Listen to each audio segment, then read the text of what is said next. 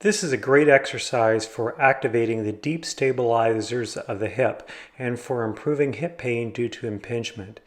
You will need a resistance band that is about 2 meters long, and be sure to choose a band with the appropriate level of resistance.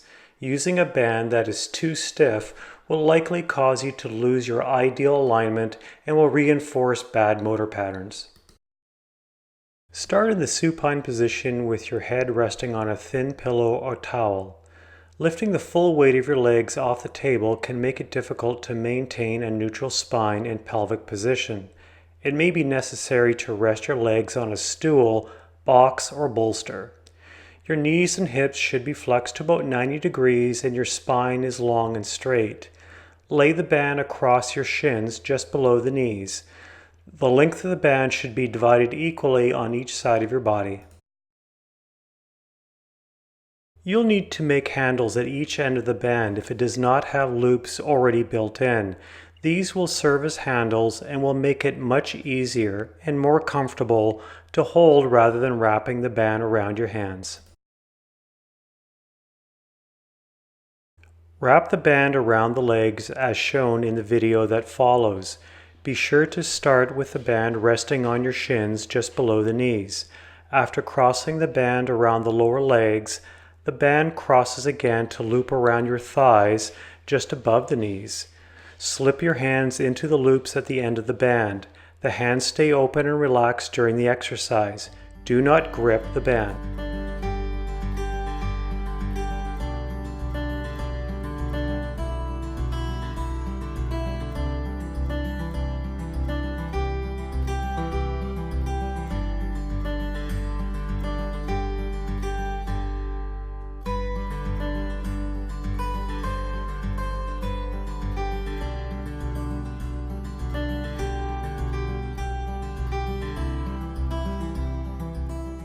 This video demonstrates 2 levels of exercise for hip activation in the 3-month supine position.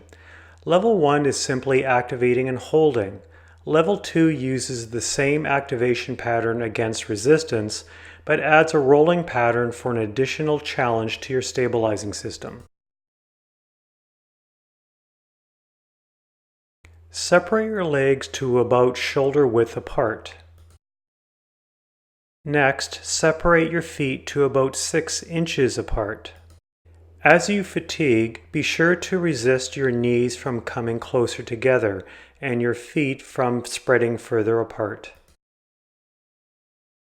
Now separate your hands to bring your shoulders into external rotation. The further apart you spread your hands, the more you will load your hips and core. Keep your hands relaxed and open.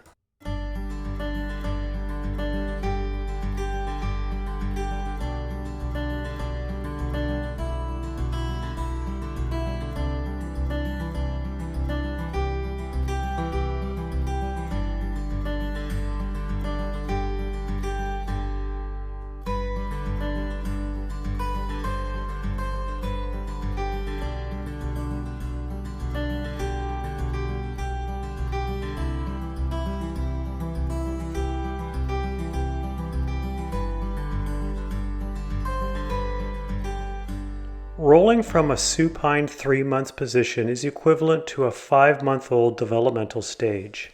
Rolling patterns require a much higher level of motor control than simply laying on your back, and is a great way to train your obliques in their stabilizing function. The power to roll comes from your obliques pulling your trunk over to one side. For example, for rolling to the right, the left side of the pelvis lifts upward and the body rolls towards the side of support on the right. Rolling does not come from shifting your legs to one side, causing you to tip over, so do not allow your legs to shift towards the side of rotation.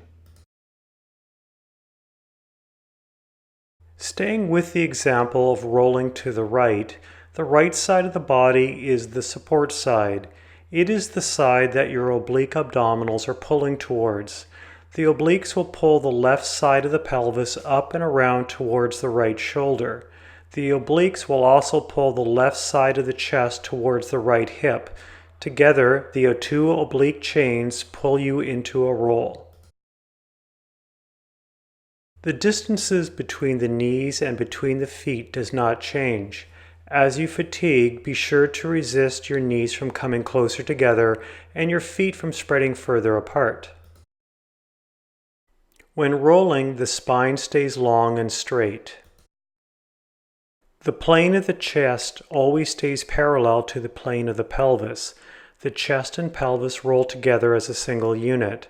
There should not be any side bending, twisting, flexing, or extending of the trunk. Lastly, roll to the side with good control. Do not rush. Do not hold your breath and be sure to maintain intra-abdominal pressure throughout the exercise.